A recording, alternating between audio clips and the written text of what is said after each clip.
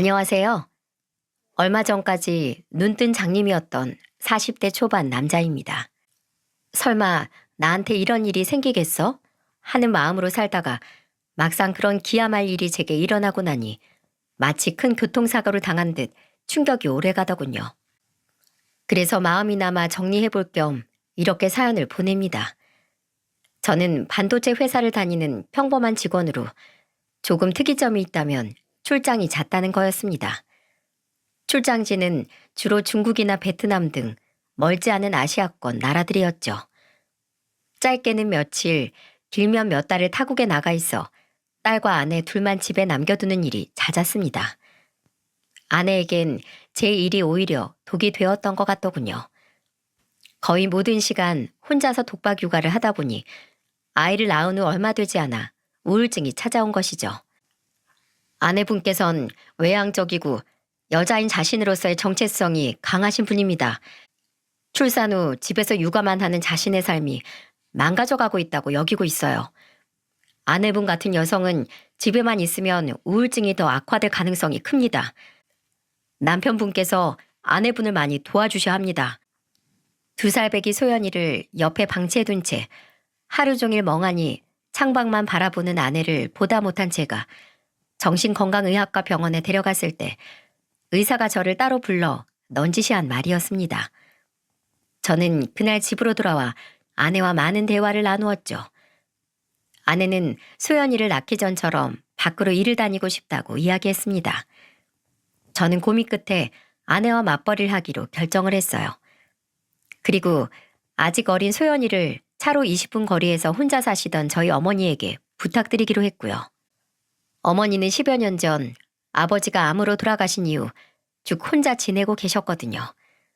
그렇게 저희 어머니는 평일에는 저희 집에서 생활하시게 되었고 주말에는 다시 본래 집으로 돌아가시는 생활을 반복하게 되었습니다.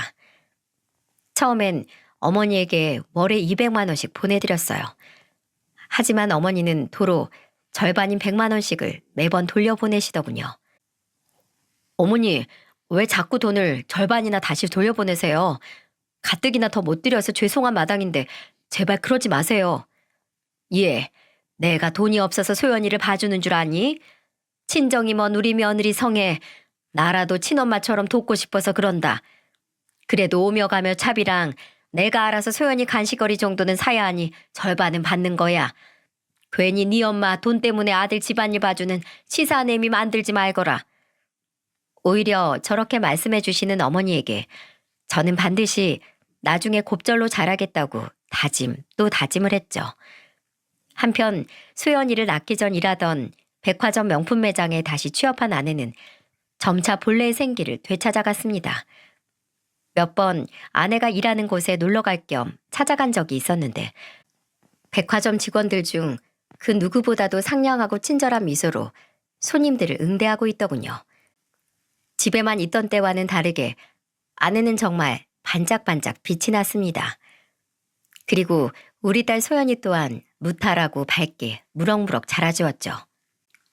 그러던 어느 날 퇴근하고 집으로 돌아가니 아내와 어머니가 언쟁을 하고 있더군요. 어머님, 소연이 옷 비싼 거라고 세탁기에 빨지 말고 드라이클리닝 맡겨달라고 말씀드렸잖아요. 내가 다 세탁법 일일이 보고 세탁기에 돌려도 되는 옷이라 돌린 거야. 어머님, 드라이클리닝 권장이라고 여기 표기되어 있잖아요. 소연이가 듣는다. 목소리 좀 낮추지 못해? 그리고 이미 몇 번이나 세탁기에 돌렸는데도 멀쩡했다.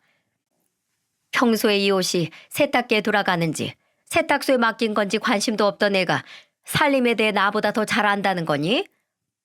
몰라요. 여태까진 운 좋게 멀쩡했나 보죠. 이 옷 잘못돼서 망가지면 어머님 탓이에요, 진짜.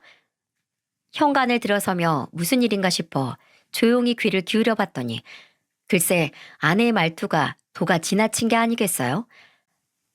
아무리 저희 어머니가 친정엄마처럼 아내를 편하게 대해줬다고 한들 어머니에게 저게 무슨 막대먹은 말인가요? 당신 지금 어머니한테 그게 무슨 말버릇이야? 여보, 언제 왔어요? 아니, 소연이 저 내가 큰맘 먹고 산 건데 어머님이 조용히 못해? 이미 몇 번이나 세탁기에 빨았는데 문제 없었다잖아. 그리고 당신, 어머니가 항상 아무 말 없이 해주시니까 소연이 봐주시는 것도 모자라서 집안일까지 해주시는 게 당연해 보여? 매번 감사하다고 인사를 해도 모자랄 판에 뭐? 다 어머님 탓이에요? 당장 사과드려. 됐다, 됐어. 얘가 일하고 와서 피곤하다 보면 예민해질 수도 있는 거지. 넌 언제 와서 듣고 괜히 난리니? 어머니, 그래도 이 사람이 잘못한 건 잘못했다고 이야기해줘야죠. 당신 뭐해? 얼른 어머니한테 사과드리라니까. 죄송해요, 어머님. 어머님 말씀대로 제가 일하고 왔더니 피곤해서 예민하게 말했나 봐요. 그래도 어머님, 저 옷은 드라이 클리닝이 맞아요. 당신 정말? 그만 됐다니까. 성에도 죄송하다고 하잖니. 너도 목소리 낮춰라. 버릇없는 건 내 앞에서 언성 높이는 너도 똑같아. 저녁 차려놨으니까 둘 다 씻고 와서 밥이나 먹어들. 분명 아내의 잘못이 분명한데 어머니는 그런 아내를 감싸주셨습니다. 하지만 이런 일은 그날뿐만이 아니었어요. 그날을 시작으로 이런 일이 몇 번이나 반복되기 시작했죠. 그럴 때마다 저는 아내에게 화를 냈고 어머니는 아내를 오히려 두둔해 주었습니다. 아내를 감싸주던 건 어머니뿐만이 아니었습니다. 아빠, 엄마는 직장에서 하루 종일 웃고 있느라 집에 오면 일할 때 못 낸 짜증을 더 부리는 거야. 나는 이해하는데 그래도 할머니한테는 그러지 말라고 내가 엄마한테 나중에 잘 얘기할게. 알았지? 그러니까 엄마한테 너무 뭐라고 하지 마. 이게 9살 딸아이 수연이의 입에서 나온 말입니다. 믿겨지시나요? 어머니와 딸이 아내를 감싸니 오히려 화를 내는 제가 더 무안해지더군요. 어머니와 소연이 저 셋 중 제가 제일 미성숙한 인간이 된 느낌이었어요. 그래서 저도 언젠가부터 그냥 아내를 이해하기로 했습니다. 가끔 철없는 막내딸처럼 어머니에게 투정을 부릴 뿐이지 나쁜 사람은 아니었으니까요. 그렇게 시간이 흐르고 소연이는 10살이 되었습니다. 그때 저는 한 달간 베트남으로 출장을 간 전후였습니다. 출장을 마치고 집에 돌아온 다음 날이 마침 소연이의 10번째 생일이었죠. 소연이의 생일날 아내는 매니저로 진급이 될지도 모른다는 소식을 신이 나서 제게 전하곤 출근을 했습니다. 저는 피로를 풀 겸 회사에 하루 연차를 냈었죠.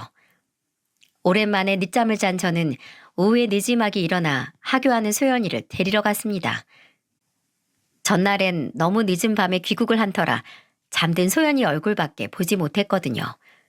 그런데 한 달 만에 저와 마주한 소연이는 뭔가 달라 보였어요. 아빠, 오셨어요? 평소였다면 하굣길에 발견한 저를 보고는 아빠 하며 달려와 신나게 안겼을 텐데 그날은 왜인지 쭈뼛대며 제게 존댓말을 하더군요. 그래, 아빠 오셨다. 우리 예쁜 소연이 오늘도 학교에서 공부 열심히 했어? 한 달 동안 아빠 안 보고 싶었고? 물론 그때 한 달 만에 본 내가 어색한 건가 벌써 사춘기인가 싶어 대수롭지 않게 넘겼죠. 그리고 그날 저녁이었어요. 어머니는 아내의 퇴근 시간에 맞춰 소연이의 생일상을 차렸고 우린 식탁에 앉아 아내를 기다리고 있었습니다. 그런데 아내는 평소보다 퇴근 시간이 1시간이 지났는데도 집에 오질 않았어요. 저는 어디쯤인가 싶어 아내에게 전화를 걸었죠. 여보세요? 소연 엄마 오고 있어? 어디쯤이야? 아, 여보, 정말 미안한데 나 매장에 일이 생겨서 좀 많이 늦을 것 같아. 그래? 많이 늦는 거야? 애 생일인데 못 빼는 일이야? 대신할 다른 사람은 없고? 어, 나 좀 있으면 매니저로 진급할 수도 있을 것 같다고 했잖아. 이럴 때일수록 더 나서서 열심히 해야지. 그래도 오늘 오랜만에 다 같이 모여서 식사하는 건데 게다가 우리 소연이 생일이고. 미안해 여보. 소연이한테도 미안하다고 전해줘. 나 기다리지 말고. 알았지? 어머님께도 죄송하다고 꼭 전해줘요. 아내가 전화를 끊은 후 소연이의 표정은 시무룩해졌어요. 저는 애써 웃으며 소연이를 다독여줬죠. 어머니 또한 저를 거들어 주셨고요. 엄마가 워낙에 능력이 좋아서 회사에서 엄마만 찾나 보다. 그치? 우리 먼저 생일 축하 노래 부르고 밥 먹자 소연아. 그래, 우리 애기 배고프겠다. 할머니가 소연이 좋아하는 갈비찜 했어. 맛있겠지? 얼른 촛불 끄고 식기 전에 먹자. 평소에 소연이었다면 오히려 자기가 더 나서서 역시 우리 엄마는 능력자라며 더 뿌듯해하고 제 엄마를 두둔했을 텐데 그날은 별말이 없더군요. 아니, 오히려 평소와는 다르게 고집을 부렸죠. 엄마 기다릴래요. 엄마 오면 같이 촛불 끌 거예요. 밥도 먹지 않고 무조건 엄마를 기다리겠다는 소연이는 도통 말려지지가 않더군요. 평소 그러지 않던 애가 한 번 고집을 부리니 저도 어머니도 어쩔 줄 몰라 했습니다. 결국 우리 세 사람은 차린 음식 위로 식탁보를 덮어두고 아내가 퇴근하기를 기다리기로 했죠. 하지만 시간이 흘러 음식이 차게 식고 시간이 11시 반이 될 때까지 아내는 오지 않았습니다. 소연애미 아직도 안 왔니? 방에서 잠시 눈을 붙이겠다며 들어가셨던 어머니도 어느새 잠에서 깨어 나오셨죠. 네, 많이 바쁜가 보네요. 전화 한번 해보지 그러냐. 소연이가 저렇게 기다리는데 이미 해봤는데 안 받더라고요. 전화를 한 통 더 해볼까 싶었지만 오죽했으면 소연이 생일인데도 이 시간까지 못 들어올까 싶어 방해가 될까봐 저는 휴대폰을 들었다 도로 내려놓았죠. 그때 소연이가 대뜸 울음을 터뜨렸습니다. 아니 소연아, 엄마가 생일을 안 챙겨준 게 그렇게 서러웠어? 생전 안 이러던 아가가 왜 이런다니. 소연아 울지 말거라. 어? 뚝 하자. 네 엄마 곧 들어올 거야. 이 할미가 안아줄게. 어? 아니 도대체 그 어른스럽고 의젓하던 애가 오늘따라 왜 이러는 건지 도통 알 수가 없었죠. 저와 어머니는 영문도 모르고 우는 소연이를 달래느라 진땀을 뺐습니다. 그렇게 10여 분이 지나고서야 그제야 진정이 되는지 소연이의 울음소리가 잦아들더군요. 아빠, 할머니, 내가 비밀 하나 알려드릴까요? 이거 듣고 저 미워하시면 안 돼요. 알았죠? 비밀? 무슨 비밀 말이냐? 소연이 네가 이 할머니한테 비밀도 있었어? 어머니와 저는 어리둥절한 시선을 주고받았죠. 그러거나 말거나 소연이는 저와 어머니에게 재차 다짐을 받았습니다. 저 미워하지 않겠다고 약속해요. 얼른요. 그래, 알겠어. 아빠랑 할머니가 널 왜 미워해, 소연아. 네가 어떤 말을 하더라도 그런 일은 세상에 없어. 아빠랑 할머니가 널 얼마나 사랑하는데. 그래, 아가. 그런 소리 하면 못 써. 약속할 테니 그 비밀이라는 게 뭔지 얼른 말해보렴. 이 할미 궁금해 죽겠다. 우리 두 사람의 확답을 받자 소연이는 망설이다가 자신의 핸드폰을 만지작거리더군요. 그리고 찡하며 이내 제 핸드폰에 진동이 울렸습니다. 제가 보낸 거예요, 문자. 소연이는 자신이 보낸 문자라며 제게 확인해보라고 말했죠. 제가 문자 메시지 창을 열자 어머니도 고개를 빼꼼 내밀고는 제 휴대폰 화면을 함께 들여다보시더군요. 그런데 소연이가 보낸 문자는 뭐라 말로 형언할 수 없는 충격적인 내용을 담고 있었어요. 헉 하고 얼마나 숨이 턱 막혔던지 저는 순간 제 숨이 너무 놀란 나머지 멎어버리고 만 줄 알았어요. 어머니 또한 아니 이게 다 뭐냐? 하고 말조차 제대로 내뱉지 못하고 더듬으며 기함을 했습니다. 정말이지 지금도 그때를 떠올리면 다시금 심장이 쿵 하고 내려앉는 것 같아요. 그만큼 그 문자는 그때까지 제 인생을 송두리째 바꿔놓을 만큼의 파장력을 가지고 있었습니다. 그게 뭐였냐면 말이죠. 그건 한 메신저 대화방의 캡처 사진이었어요. 대화 상대 이름은 김정훈이라고 되어 있더군요. 자기 조심히 들어가요. 성혜 씨도요. 어제 당신이 밥 먹는 모습이 너무 예뻐서 나도 모르게 사진을 찍어버렸지 뭐예요. 이거 봐요. 예쁘죠? 진짜 팔불출. 이런 거 찍었다가 자기 와이프가 보면 어쩌려고 그래요. 내 눈에 얼른 담고 지우면 되죠. 잘 자요. 이 역겨운 대화 내용에 써있는 이름 들으셨나요? 성혜 씨, 한성혜. 바로 제 아내의 메신저 대화창이었습니다. 혹여 아니라고 부정하고 싶었지만 그 남자가 보낸 사진, 그건 바로 누가 봐도 낯선 베개를 베고 잠든 내 아내, 성의 얼굴이었어요. 소연이, 너 이거 어디서 났어? 며칠 전에 엄마가 씻을 때 엄마 핸드폰 가지고 놀다가 그때 봤어요. 그래서 얼른 캡처해서 제 핸드폰으로 보내놨어요. 이거 가지고 있다가 엄마한테 나중에 물어보려고 했는데 못 물어봤어요. 뭐라고? 그리고 아빠, 엄마 무서워요. 내 앞에 있는 사람이 내 아빠인데 그 아저씨 뭐예요? 그 아저씨가 제 진짜 아빠인 거예요? 아님 지금 내 앞에 있는 사람이 아빠인 거예요? 저 너무 헷갈려요. 전 충격을 받았습니다. 이제 10살밖에 안 되는 애에게 정신적으로 혼동을 줬다는 것과 도대체 우리 아빠가 누구냐는 소리를 듣고 전 숨이 탁탁 막힐 뻔했습니다. 수연이는 겨우 그친 울음보를 금방이라도 다시 터뜨릴 듯 다시 울먹였습니다. 도대체가 이게 무슨 상황인지 이해가 가질 않았어요. 아침까지만 해도 사랑한다고 오랜만에 만나서 너무 좋다고 출근했던 제 아내이거든요.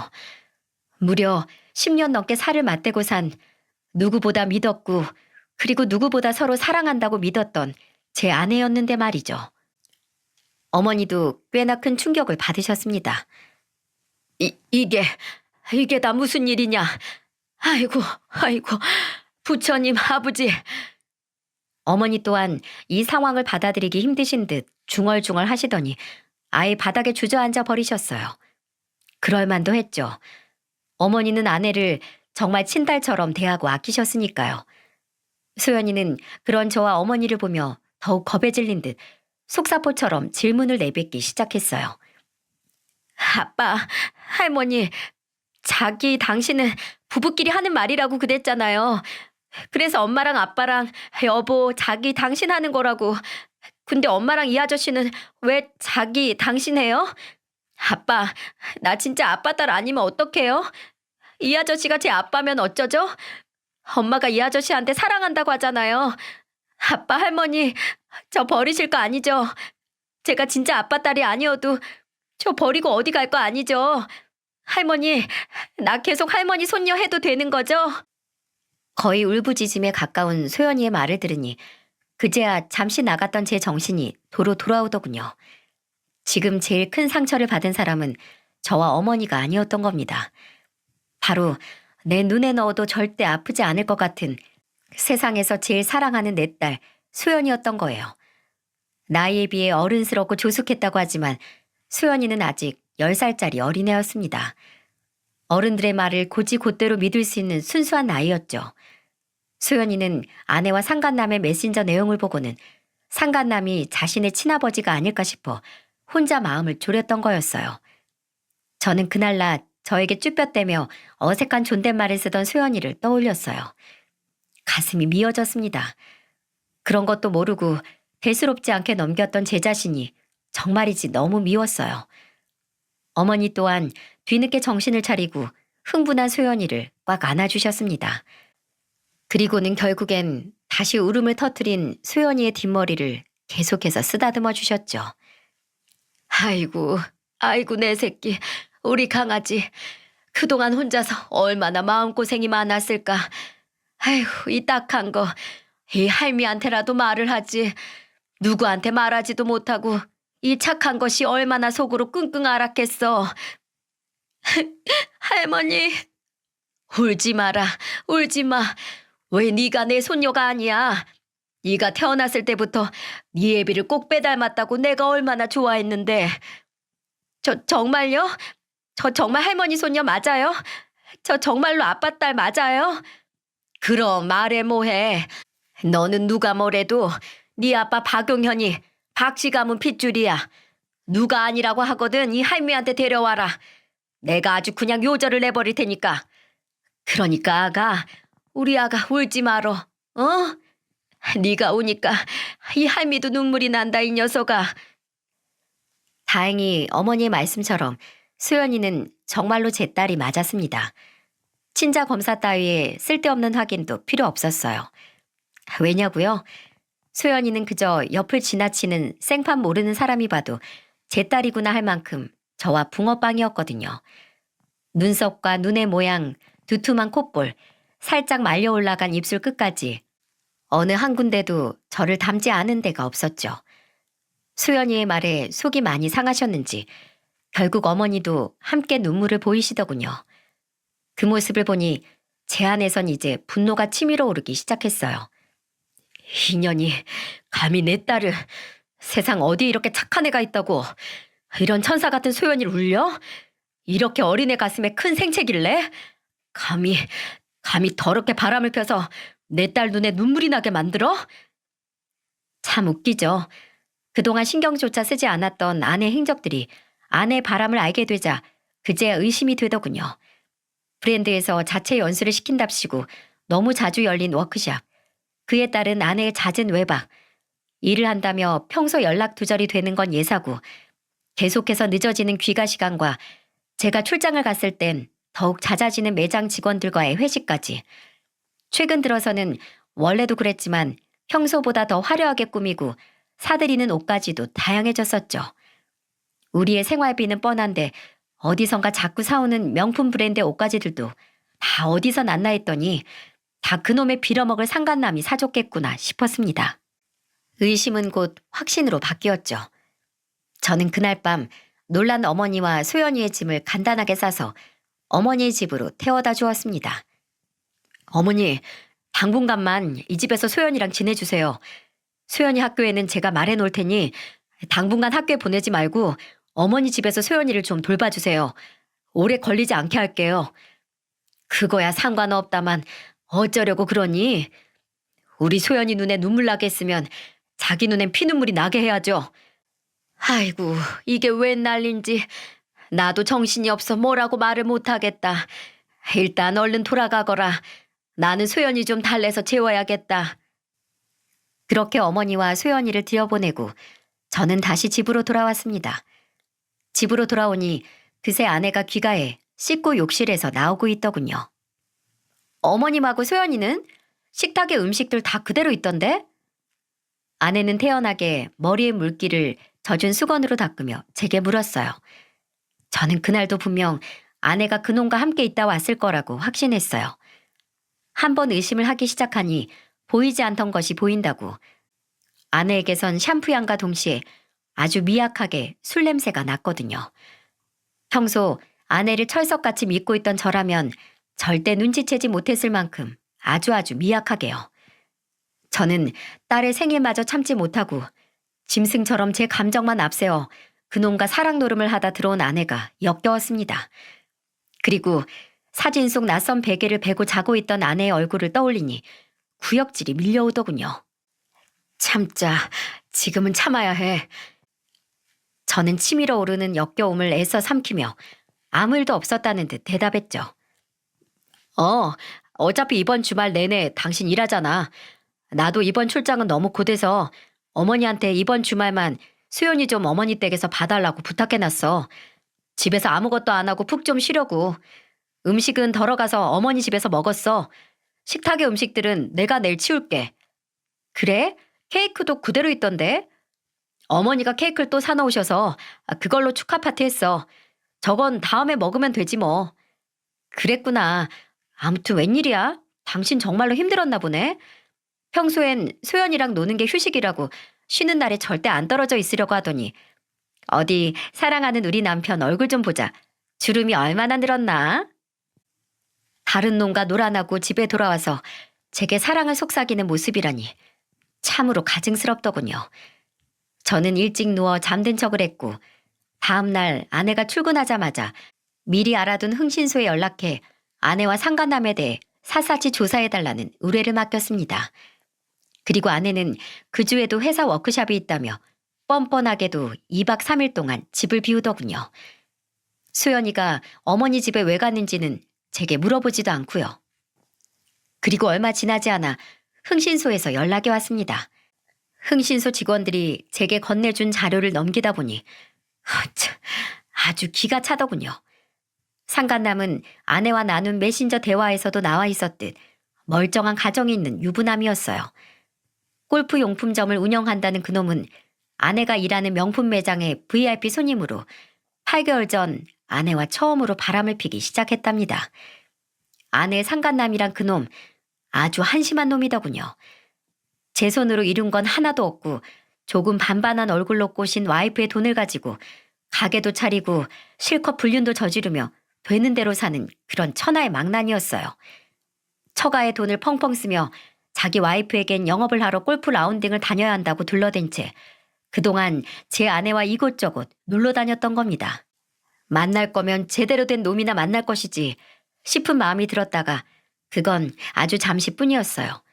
바람을 피우는 놈이나 그런 놈의 사탕 발림에 넘어간 제 아내나 똑같은 연놈들이란 생각이 들었거든요.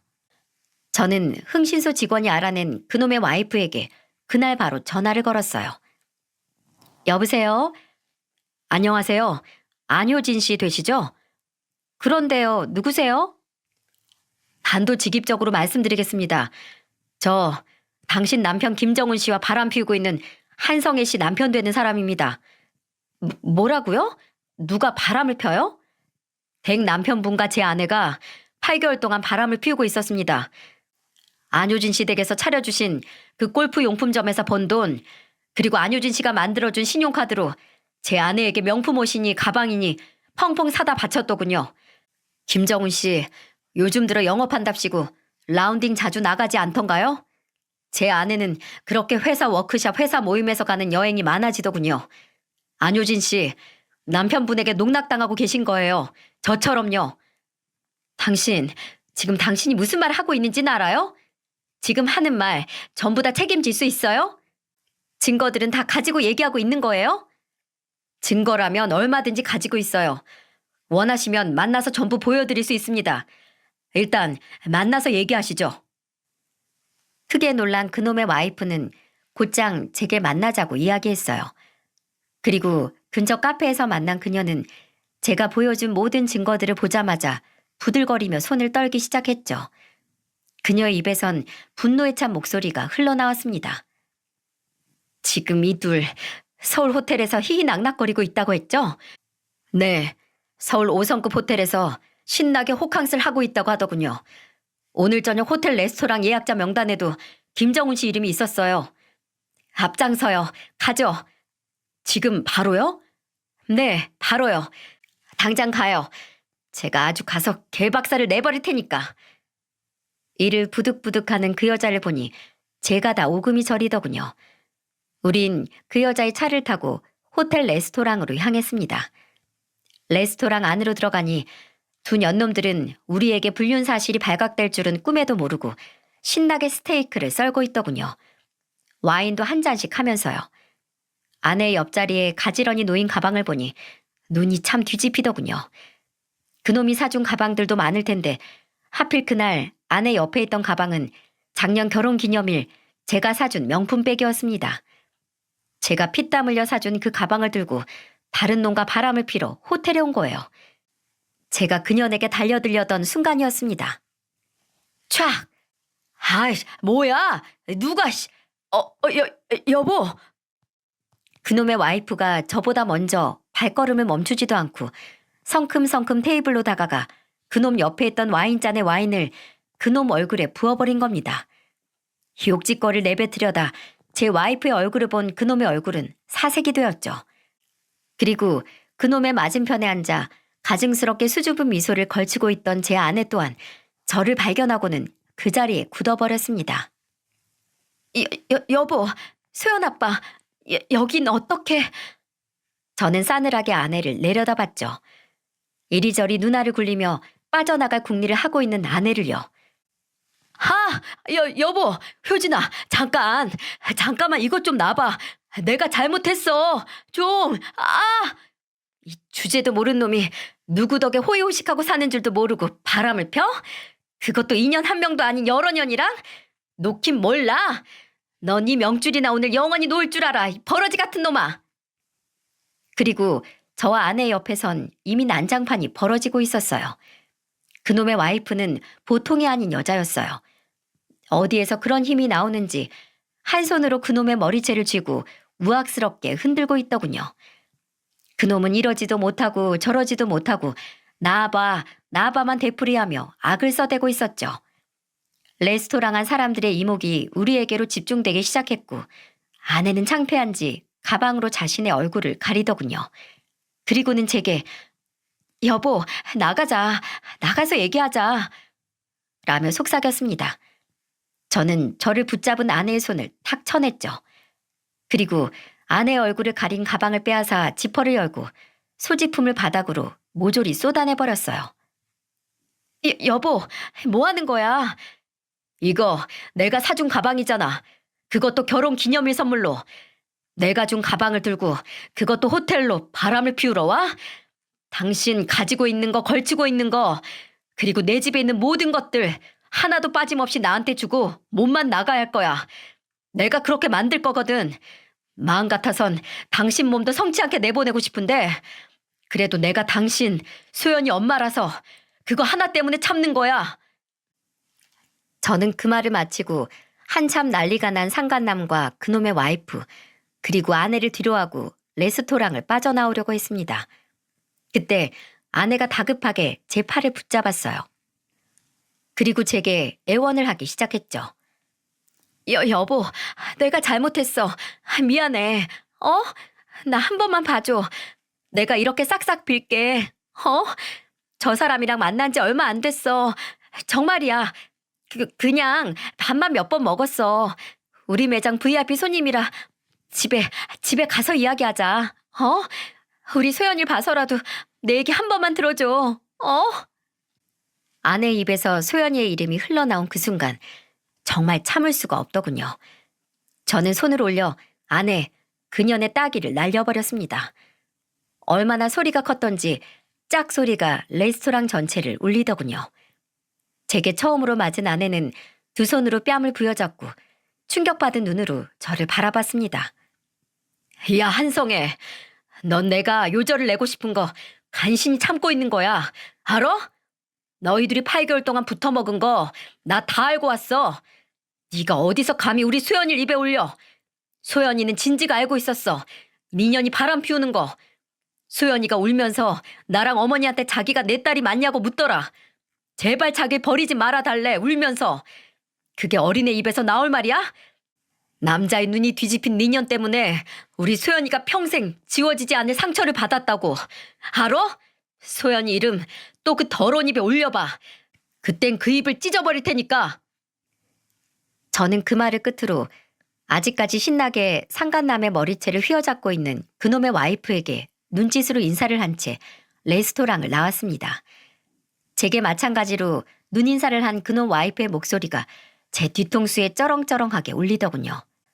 저는 그 상간남은 제 손으로 직접 처리를 하지 않아도 이미 인생 망했겠구나 싶어 마음이 조금 가벼워졌습니다. 그렇게 그 여자와 우린 짧은 시간 안에 인간 같지도 않은 그것들을 응징했습니다. 그날 아내는 울며 불며 집 문을 두드려댔지만 이미 비밀번호까지 바꿔버린 전 그러거나 말거나 음악을 크게 틀고 못 들은 척 문을 열어주지 않았어요. 아마 조용해진 걸 보니 추위를 못 이기고 어딘가로 갔겠죠. 그리고 다음 날 저는 아내의 일터로 찾아갔습니다. 여보, 나 용서해주러 온 거야? 아내는 무슨 희망 회로를 돌린 건지 말도 안 되는 소리를 제게 짓거렸어요. 그러거나 말거나 저는 큰 소리로 아내의 상사인 매장 책임자를 찾았습니다. 성혜 씨 남편분 아니세요? 여긴 어쩐 일이세요? 저는 왜 그렇게 찾으시는지. 오랜만입니다. 매니저님, 말씀드릴 게 있어서요. 이 사람 이번에 매니저님 후임으로 매니저로 올라갈 것 같다고 하던데 정말인가요? 네? 아, 맞아요. 아마 별다른 일이 없으면 그렇게 확정될 것 같아요. 그 별다른 일 제가 알려드리려고요. 네? 여보, 지금 뭐 하는 짓이야? 아무리 내가 잘못했어도 그렇지. 여긴 내 직장이야. 그만 못해?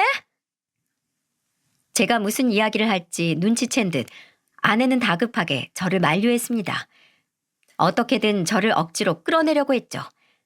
저는 꿈쩍도 하지 않고 매니저에게 말을 이었습니다. 여기 VIP 고객 중에 골프용품점 운영하는 김정훈이라고 있죠? 그놈하고 제 아내하고 불륜관계입니다. 확인은 그 사람 와이프를 통해서 하든 그놈 골프용점으로 하든 알아서 하시고요. 철저하게 공사 구분해서 고객으로 관리해야 할 사람을 이런 격식 있는 명품관에서 매니저로 올린다는 게 말이 됩니까? 아니, 매니저를 떠나서 이런 사람은 직원으로도 두면 안 되지 않나요? 만약 이 사람 여기서 계속 일하게 한다면 저 이 내용 그대로 온라인 커뮤니티에 올릴 겁니다. 손님 꼬셔서 꽃뱀짓을 하고 다닌 여자를 자르지도 않고 그대로 고용하고 있는 브랜드라고요. 여보, 꽃뱀이라니. 무슨 말을 그렇게 심하게 해. 어? 매니저님, 저 말들 사실 아니에요. 정말이에요. 이게 무슨 소리지? 한성희 씨, 나 좀 당황스럽네? 아니라는 게 뭐가 아니라는 거야? 저 말들 전부가 다 성혜 씨 남편 거짓말이라고? 아니요. 그게 전부 다 거짓말이라는 소리는 아닌데요. 그쵸. 자기도 양심이라는 게 있으면 제 말이 전부 거짓말이라고는 말하지 못하겠죠. 우물쭈물하며 매니저에게 아무 말도 못하고 있는 아내에게 비웃음을 지어준 뒤 저는 집으로 돌아왔습니다. 집으로 돌아온 전 아내 이삿짐 센터를 불러 아내의 짐을 싹 빼버렸어요. 강원도 섬마을에서 식당을 하고 있는 제 장인 장모의 집으로 아예 보내버렸죠. 당연히 영문도 모르고 아내의 짐을 받게 된 장인 장모님은 놀라서 아내에게 전화를 했겠죠. 아내는 평소 무척 엄했던 장인어른에게 차마 사실대로 말하지 못했을 겁니다. 왜냐하면 장인어른께서 제게 전화가 왔거든요. 저는 자초지종을 하나도 빠짐없이 장인어른에게 얘기해드렸고 장인어른께선 말문이 막힌 채 그저 미안하다는 말을 남기고 전화를 끊으셨어요. 두 분 다 참 좋은 분들이셨는데 죄송한 마음이 컸지만 그래도 어쩌겠어요. 두 분께 죄송한 마음은 죄송한 마음일 뿐 수연이에게 평생 안고 갈 상처를 준 아내는 절대 용서할 수 없었으니까요. 당연한 수순으로 아내는 직장에서 잘렸습니다. 인터넷에 글을 올릴 거라던 제 말에 자신에게까지 피해가 올까봐 지레 겁을 먹은 매니저가 직접 제게 연락을 했더군요. 그냥 잘린 것도 아닌 아예 그 브랜드와 백화점에 소문이 퍼져 백화점과 명품관 업계엔 두 번 다시 발도 붙이기 어려울 거라는 말을 전하더군요. 자신들의 매장과는 아무런 상관이 없으니 부디 인터넷에 글을 올리지 말아달라는 간곡한 부탁과 함께요. 그 다음 저는 아내에게 이혼 소송을 걸었습니다. 그리고 그 상간남에게도 위자료 소송을 함께 걸었죠. 그리고 아내 또한 상간남의 와이프에게 위자료 소송이 걸렸더군요. 아마 저보다 훨씬 위력이 센 변호사를 그쪽에선 고용했을 테니 어마어마한 위자료를 물게 되었을 거라고 생각합니다. 처절하게 무너진 아내는 소연이와 어머니가 머물고 있는 어머니의 집으로 줄기차게 찾아왔어요. 물론 한 번도 문을 열어주진 않았지만요. 그러던 어느 날 어머니의 집 근처에서 퇴근하던 저를 무작정 기다리던 아내와 결국 마주치고 말았습니다. 여보, 소연 아빠, 잠깐만 나랑 얘기 좀 해. 난 당신이랑 할 말 없어. 소름 끼치게 내 몸에 손대지 마. 여보, 당신 우리 아빠 알잖아. 나 친정에서도 쫓겨났어. 우리 부모님이 친정집에 한 발자국이라도 들이면 나 호적에서 파버리겠대. 여보, 나 돈도 없고 매장에서도 잘린 거 알잖아. 다 당신이 그렇게 만들었잖아. 나 월세 30만 원짜리 창문도 없는 고시원에서 지내. 제발 나 진짜 죽은 듯이 살게. 당신하고 소연이만 보고 살게. 제발 한 번만 용서해줘. 고시원에 곰팡이도 있고 바퀴벌레도 나온단 말이야. 나 거기서 못 살아. 정말이지 끝까지 철없는 소리만 해대는 아내에게 먼지만큼 남아있던 정도 다 털리더군요. 제가 아내를 무시하고 지나치려던 그때였어요. 현관문이 열리며 수연이와 어머니가 모습을 드러내는 게 아니겠어요? 수연아, 어머님. 수연아, 왜 나왔어? 얼른 들어가. 소연아, 우리 딸 소연아, 엄마 안 보고 싶었어? 엄마 소연이가 다 아는 줄 몰랐어. 엄마한테 먼저 얘기해주지. 그러지 그랬어 우리 딸. 왜 이렇게 마른 것 같지? 엄마 보고 싶어서 밥도 안 먹고 있는 거 아니야? 아내는 저에게서 소연이에게로 타겟을 바꾸기로 마음먹었는지 소연이에게 한껏 매달리더군요. 엄마라는 이름을 잔뜩 앞세우면서요. 그런 아내를 제가 제지하려던 찰나였습니다. 촥! 언제 들고 나왔는지 어머니가 양동이에 찬물을 받아가지고 나와 아내의 얼굴에 끼얹어 버렸어요. 아내뿐 아니라 저 또한 순간 벙쪘죠. 어머니는 항상 아내의 편에 서서 아내에게 져주시던 분이셨으니까요. 어머니는 화를 애써 내리누르는 목소리로 엄하게 말씀하셨어요. 예, 너 어디서 지금 우리 소연이한테 엄마 행세야? 네가 소연이 엄마로서 도대체 뭘 했는데? 애를 예뻐하기만 했지. 네가 소연이 밥을 제대로 챙겨주길 했어. 옷을 빨아서 입혔어. 주말에도 네가 힘들단 핑계로 애한테 인스턴트 음식이나 배달 음식만 먹인 거 내가 모를 줄 알았어? 내가 그래도 그동안 너를 봐준 건 네가 소연이 엄마니까, 그리고 내 아들 아내니까, 우리 가족으로서 내가 품어서인 거야. 근데 너 지금 네가 뭐니? 소연이 애미라고는 입에 올리지도 못하겠고 내 아들 반려자도 아니고 내 며느린 더더욱 아니잖니. 근데 여기가 어디라고 뻔뻔하게 찾아와. 썩 안 꺼져? 아내는 낯선 어머니의 모습이 무서웠는지 소연이의 옷깃을 부여잡고 아이의 뒤에 숨어 벌벌 떨더군요. 정말 애엄마라는 사람이 아이 뒤에 숨어서 떠는 꼴이라니 한심하기 이를 데가 없었습니다. 저는 그런 아내를 소연이에게서 거칠게 떼어놓았죠. 그만 좀 해 당신. 지금 진짜 추한 거 알아? 애 앞에서 이게 무슨 추태야? 저는 빨리 이 상황에서 벗어나게 해주고 싶은 마음뿐이었어요. 그래서 소연이와 어머니를 데리고 얼른 집으로 들어가려고 했죠.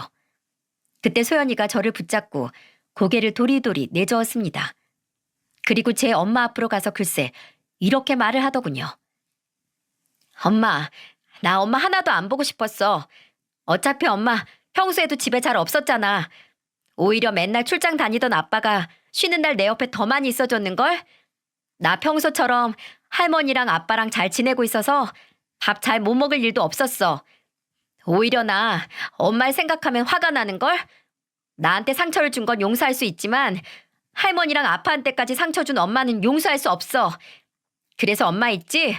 2번 다시 나 엄마 안 보고 싶어. 더 이상 찾아와서 아빠랑 할머니 힘들게 하지 말아요. 알았지? 이제 가. 나 아빠랑 할머니랑 저녁 먹어야 돼. 야무지게 촌철살인을 한 소연이는 말을 마친 후에야 저와 어머니의 손을 이끌고 집으로 들어가더군요. 소연이의 손에 이끌려 어머니의 집으로 들어가는 동안 아내를 힐끔 쳐다봤습니다. 아내는 소연이의 2번 다시 보고 싶지 않다는 말에 적잖은 충격을 받았는지 그 자리에 망부석처럼 굳어 있었어요. 그 난리를 치던 사람이요. 그게 아내의 마지막 모습이었습니다. 그 뒤로 아내는 더 이상 우리를 찾아오지 않았거든요. 중요한 건 아내에게 내려진 저에게 매달 60만 원씩 양육비를 보내라는 법원의 판결까지 1년째 강간무소식이라는 겁니다.